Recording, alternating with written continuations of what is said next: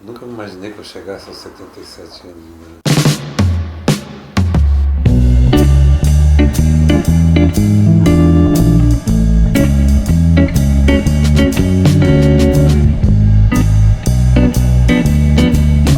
Aquela velha história, a velhice é muito ruim, mas é melhor do que a alternativa, né, que é não chegar à velhice. É verdade. Fala um pouco do livro. Os 4 contos inéditos são, lógico, a gente já falou de formato, é difícil falar de como é que é crônica, como é que é conto, mas o que é mais legal é o que surpreende, digamos assim, um leitor habituado a ler as quintas e domingos, né? Que são assuntos que normalmente você não trataria nessas colunas do jornal. Né? Não só pela própria estrutura, que é uma história muito mais bem elaborada, mas por temas mais adultos, digamos assim.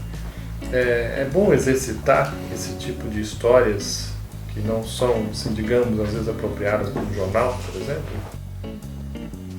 Eu já tinha feito isso nos romances, né? E é claro, é um enfoque completamente diferente, uma técnica completamente diferente, né? E é bom. Eu sempre fui um grande leitor, né? Sempre li muito. E demorei a começar a escrever, né? Quando eu comecei a escrever eu já tinha lido bastante, já sabia mais ou menos como fazia. A crônica a gente pode, vamos dizer assim, às vezes chutar, né? No sentido de quando não tem assunto, inventa qualquer bobagem para escrever. E no romance não, no romance você tem que dar atenção à carpintaria, vamos dizer assim, da coisa, e voltar, e recomeçar. Tua obra, né? A gente fala toda hora dela. Você tem isso, não sei dos seus romances, você tem alguma preferência? Quer dizer, acho que a Analista de Bagé é muito marcante para você, né?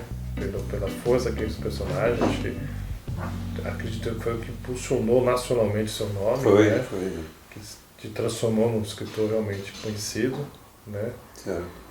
Mas é um livro, assim, quer dizer, fora isso, também é marcante para você, em algum sentido? Não, foi marcante só por esse fato, né? Foi o primeiro livro meu que teve mais repercussão e vendeu mais.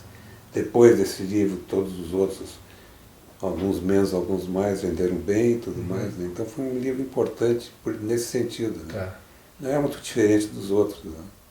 O superior ou inferior aos outros, mas por essa razão foi um livro importante na minha vida, né? Você acha que foi o momento que você resgatou esse sentido de crônica que a gente já estava um pouco perdendo? Perdendo não, mas estava num ocaso naquele momento, não? Não pensei nisso, não. Não pensei nisso, não. Eu acho que talvez eu tenha seguido uma linha de crônica, de cronistas que começou com Antônio Maria, né? Sim. Eu acho que desses todos, talvez seja o menos lembrado, mas de certa maneira foi o melhor deles, né? E o Antônio Maria usava muito isso, né? Crônica para fazer qualquer coisa, né? Ele fazia às vezes umas coisas sérias, líricas, assim. Você vê alguma proximidade da tua obra, ou pela parte mais de crônica, com, por exemplo, Nelson Rodrigues? Esse fato dele também escrever para o jornal. O Nelson era muito bom, né? E era um humorista também, era muito engraçado. É engraçado, porque geralmente quando me pedem assim para falar sobre os cronistas que me influenciaram, mas eu nunca me lembro dele. E eu gostava muito de ler o Nelson Rodrigues. Talvez pela posição política dele na época, né? Que eu tenha resistido um pouco, mas ele era muito bom. Você se inspira muito então na realidade de leitura de jornal, história que você ouve? Você é de anotar coisas assim para não perder a ideia quando ela surge? Isso é uma angústia, né? Porque geralmente a gente pensa assim, bom, essa ideia eu vou me lembrar, e esquece. E aquela sensação terrível que as melhores ideias são as que a gente esquece. É verdade. E eu já tentei, né, andar com um caderninho no bolso, tomar nota, botar um caderninho no lado da cama, no caso de sonhar um assunto bom. Mas isso não funciona, nunca funcionou. Não. Eu já me chamaram a atenção para isso, eu nunca tinha notado, porque eu escrevo muito sobre casais se desfazendo, né? Se desentendendo, se desfazendo. E não é a minha experiência pessoal, né? Eu estou casado há quase 50 anos com a Lúcia, né? Já nos desentendemos muito, mas o casamento perdura. Uhum. Mas não sei por que essa preferência, porque no final a gente está falando sobre uma experiência comum a todo mundo, né? Que é essa relação homem-mulher. Né? E como se fossem duas nações inimigas, né?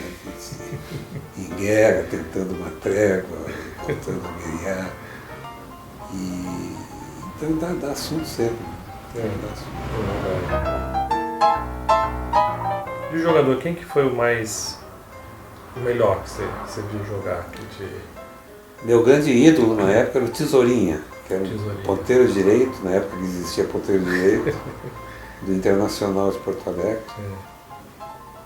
que foi convocado várias vezes para a seleção. Até sempre se diz que o melhor ataque que uma seleção brasileira já teve foi Tesourinha, Zizinho, Heleno, Jair e Ademir. Ademir na ponta esquerda, para dar lugar com o Heleno de centroavante. O Tesourinha foi jogar no Vasco da Gama e depois voltou e foi para o Grêmio. E foi importante, em primeiro lugar, porque era o arqui-inimigo do Internacional, né, o Grêmio, e foi o primeiro jogador negro a jogar no Grêmio. É mesmo? E o Grêmio não aceitava jogadores negros, time de granfino e tal. E o Internacional era o time do povo. Né? Mas o Tesourinha voltou para o Grêmio. E foi também uma traição isso aí. Mas dizem que ele nunca fez gol no Internacional. Coincidência ou não, ele nunca marcou gol no Internacional. Menos mal, né?